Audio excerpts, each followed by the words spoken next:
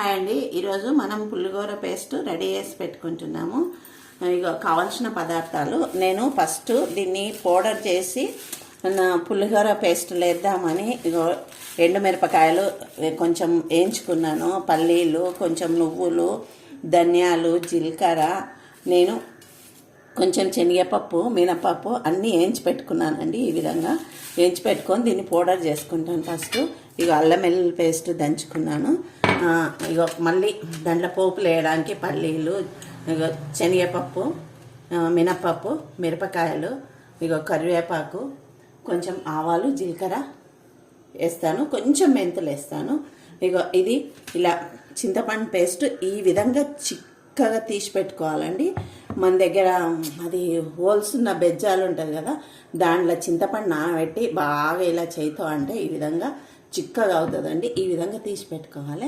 తీసి పెట్టుకొని మనం ఇప్పుడు పులిహోర పేస్ట్ ఎలా రెడీ చేసుకో, ఇది 1 month ఫ్రిడ్జ్లో పెట్టుకుంటే 2 months కూడా ఉంటుందండి, ఏమీ ఖరాబ్ కాదు. ఇది నేను ఎలా తయారు చేసుకోవాలో నేను చూపిస్తాను. ఇది పౌడర్ చేసుకొని చూపిస్తా.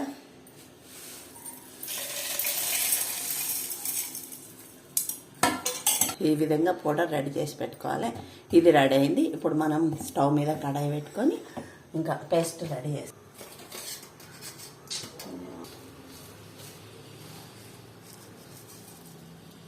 ఇక జీలకర్ర వేసుకుంటున్నా. ఇక కడాయి పెట్టుకొని కడాయిలో ఆయిల్ వేసుకున్నా, కావాల్సినంత ఆయిల్ వేసుకున్నా. ఈ విధంగా పేస్ట్ చేస్తే మళ్ళీ మనం వేడివేడి అన్నం వండుకొని అన్నంకు కలుపుకోవచ్చండి. ఇంకా మళ్ళీ ఆయిల్ వేసే అవసరం కానీ ఏది లేదు. మనం పౌడర్ చేసుకుంటే మాత్రం ఆ పౌడర్ అయితే ఆయిల్ వేసి మళ్ళీ పల్లీలు, మినపప్పు అన్నీ వేసి మళ్ళీ మనం ఆ పౌడర్ కలుపుకోవచ్చు. నేను పౌడర్ కూడా ఇంకొక రోజు పౌడర్ కూడా చేసి చూపిస్తాను మీకు ఇంకో వీడియోలో. ఈరోజు పేస్ట్ చూపిస్తున్నాను. ఆవాలు వేస్తున్నాను, ఎందుకంటే నేను ఎక్కువ క్వాలిటీలా చేస్తున్నానండి పులిహోర. అది ఆయిల్ అవి ఎక్కువ వేసుకున్నాను.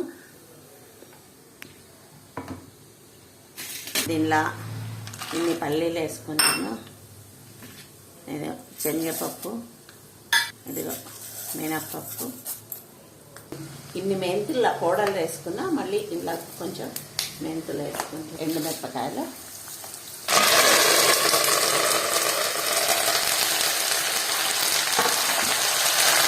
ఇదిగో అల్లం వెల్లుల్లి పేస్ట్,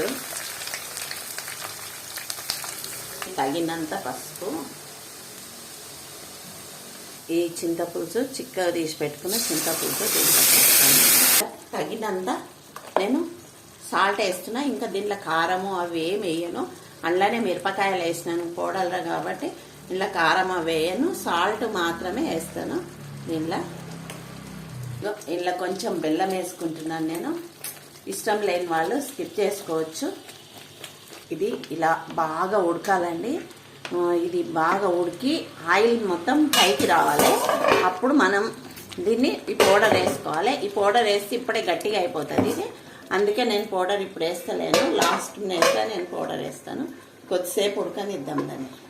మొత్తం మీదికి రావాలండి. వచ్చినప్పుడు ఈ పౌడర్ వేసుకోవాలి. పౌడర్ వేసుకుంటే ఇక కారం వేసుకునేవాల్సిన అవసరం లేదు ఇంట్లోనే మనం, ఎందుకంటే మిరపకాయలు వేసినాం కదా. చూడండి, అచ్చం గుడిలో చేసినట్టే అవుతుందండి. మీరు అన్నంకు ఇది కొంచెం కలిపి చూసుకోండి. ఈ విధంగా చేసి అచ్చం గుడిలో చేసినట్టే ఉంటుంది. ఇక ఈ విధంగా బాగా కలుపుకోవాలి. ఇది 2 months ఫ్రిడ్జ్లో పెట్టుకుంటే 2 months ఉంటుందండి.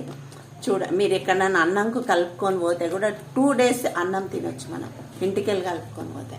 అంత బాగుంటుంది ఈ పేస్ట్. ఒక్కసారి మీరు రెడీ చేసి చూడండి, ఈ విధంగా తయారు చేసి చూడండి, చాలా బాగుంటుంది.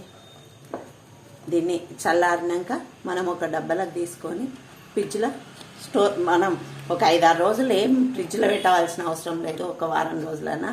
తర్వాత మీరు కావాలంటే పెట్టుకోవచ్చు, లేకపోతే 1 month ఇలా ఉంటుంది, బయటనే ఉంటుంది. ఇంకెక్కువ రోజులు ఉంచుకోవాలంటే ఫ్రిడ్జ్లో పెట్టుకోవాలి. ప్లీజ్ అండి, లైక్ చేయండి, షేర్ చేయండి, కామెంట్ చేయండి, సబ్స్క్రైబ్ చేయండి. థ్యాంక్ యూ అండి.